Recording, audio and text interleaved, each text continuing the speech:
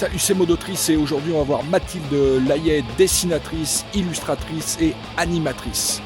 C'est parti et c'est par là.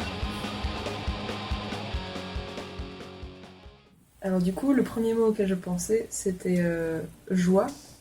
C'est le dessin et dessiner en particulier, ce qui est devenu mon travail, ça a toujours été quelque chose qui m'a poussé et qui m'a donné qui me donne toujours beaucoup de plaisir en fait. Et je dessine parce que j'aime beaucoup ça. Et ça a été une partie intégrante de moi depuis que je suis toute petite.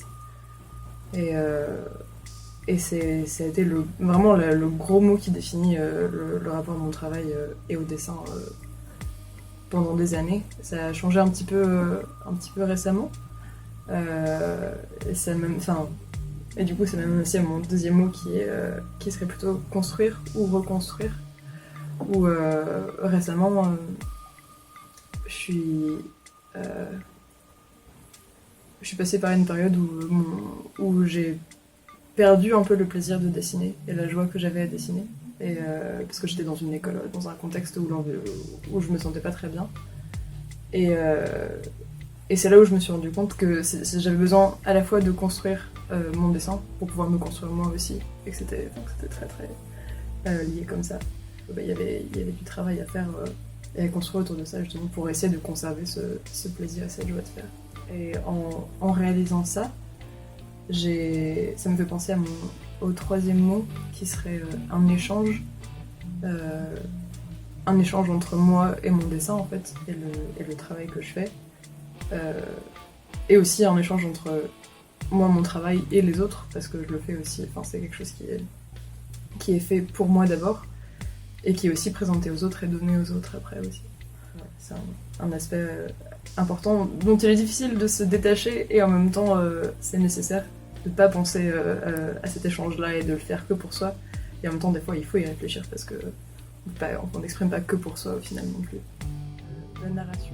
Parce que le dessin, c'est un peu le fondement, et raconter des histoires, ça a été le contexte et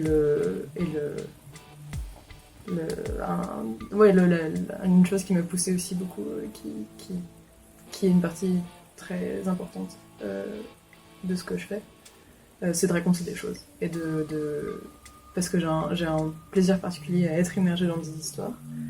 Et du coup, j'ai ce besoin-là d'en raconter aussi, et de partager des choses, d'essayer de faire comprendre des choses, d'immerger d'autres gens dans des univers qu'on peut créer.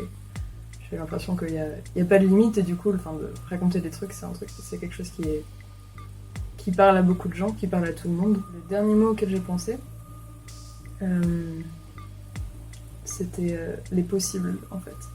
Parce que de voir l'évolution qu'a pris mon travail depuis quelques années, où je me suis rendu compte que il n'y avait pas que la joie, il y avait aussi les doutes et les difficultés et les choses qui ont fait que c'est pas unilatéral, c'est pas un seul aspect dans lequel tout va bien et c'est facile. Du coup, après ces moments difficiles-là, j'ai vu mon travail évoluer d'une manière à laquelle je ne m'attendais pas trop. Et du coup, j'ai l'impression qu'il y a plein de possibilités encore que je vois pas, mais que je suis très curieuse de découvrir aussi. J'en suis encore à un point où je suis assez jeune, où je travaille sur ma première bande dessinée et tout ça, autre que pendant les études. Et ouais, je sais pas du tout comment mon travail va évoluer, et ces possibilités-là, ça m'intrigue. Voilà.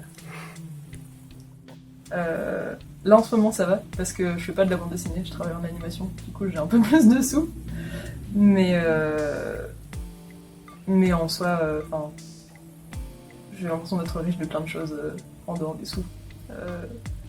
En fait, c'est un peu un paradoxe. Quand je fais de la bande dessinée, je suis riche à l'intérieur, ça me fait beaucoup de bien, et c'est un élément dans lequel je me sens très bien. Et de raconter des choses, ça vient très naturellement, et du coup, c'est très enrichissant. Par contre, ça paye pas beaucoup, voire pas du tout. Donc il faut faire d'autres choses à côté qui sont peut-être enrichissantes d'une manière différente, on va dire.